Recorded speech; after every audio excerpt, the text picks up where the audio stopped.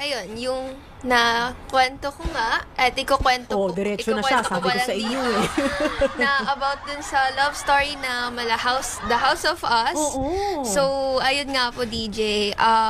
Syempre, alam naman natin na kapag paulit-ulit na lang yung isang bagay, syempre, magsasawa din tayo or True. like, mababurn out. So, syempre, usong-uso din yun at maraming nangyayaring ganon lately, di ba? Totoo naman. Pero gusto kong malaman, Kristen, eto bang naging relasyon mo before? Ilang taon mo tong nakarelasyon? For about a year din po siya. For about a year? Ayun, kaya given matagal naman na, so syempre kapag nagtagal na yung relationship, may mga downs nang nangyayari. Pero kasi ang nakakapagod kasi doon is kunwari may nagawang kasalanan yung isang tao. Syempre magsasorry, then we will expect na magbabago yung isang tao. Pero kasi ang nangyari hindi. So sorry siya ng sorry, then ganun pa din. Pajulit-julit, sorry ng sorry. Pero ginagawa pa rin niya ng ginagawa, yung pinagsorihan niya, kumbaga pero syempre gusto natin mas, kumbaga, dikdikin pa, hindi dikdikin hukayin pa natin kung saan pinanggagalingan niya, no? Eto bang lalaking itong ex mo, saan mo to nakilala? Paano kayo nagkakilala? Sa school po dati, nag-aaral ako noon, then inintroduce kasi siya sa akin. Kasi alam sa classroom namin na bet ko yung matatangkad. Wala naman ako masyadong kinakausap doon sa school kasi nga focus ako sa studies and graduating ako.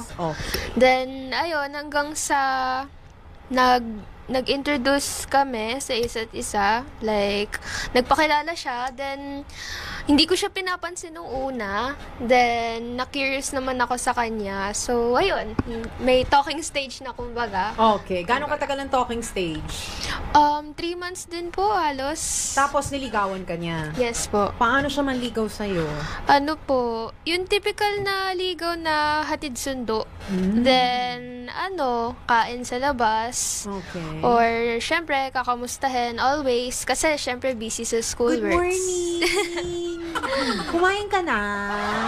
Huwag ka mapapagutom. Oo, ganun. Ingat ka lagi. Huwag ka mapapapawis. Ganon! Aba. Ganyan ang mga linyahan. O, diba? May good morning, good afternoon, good evening, good night. Kumpleto yan, Opo. diba? May kumain ka na ba? Yes, yun ang di mawawala. Huwag mong pababayaan ang sarili mo, ha? Wow.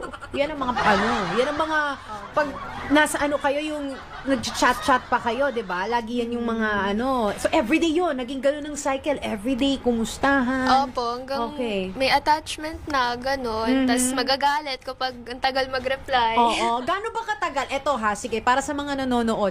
Gaano ba katagal ang reply na para magalit ka na talaga? Katulad mo, ikaw, galit ka na kapag hindi naka-reply sa'yo ng ilang oras? Pinakamatagal?